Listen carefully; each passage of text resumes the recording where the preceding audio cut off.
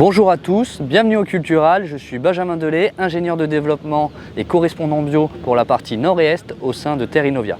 Nous allons voir aujourd'hui les atouts des oléoprotéagineux dans les systèmes AB. Plus généralement, l'introduction de nouvelles cultures dans les systèmes en agriculture biologique s'accompagne d'un allongement de la rotation et va permettre de lutter contre les ravageurs, les adventices, mais aussi les maladies.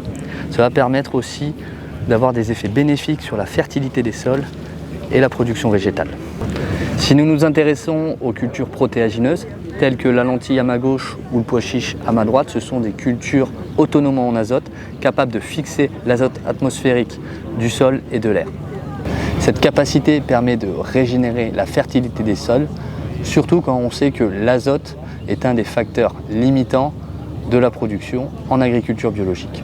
On placera donc ces cultures en milieu de rotation de manière à pouvoir allonger les rotations. Pour ce qui est de la culture de tournesol, culture oléagineuse, ses avantages sont multiples. Il a un besoin restreint en azote qui lui permet de trouver pleinement sa place en fin de rotation. De plus, sa capacité à s'implanter dans des terres superficielles avec une réserve en eau limitée lui confère un avantage indéniable. Enfin, le tournesol est une ressource clé pour les insectes pollinisateurs. Chaque culture a des avantages et des inconvénients techniques. Si nous prenons par exemple la culture de soja, il va falloir éviter les sols trop superficiels ou les sols avec un taux de calcaire actif trop important.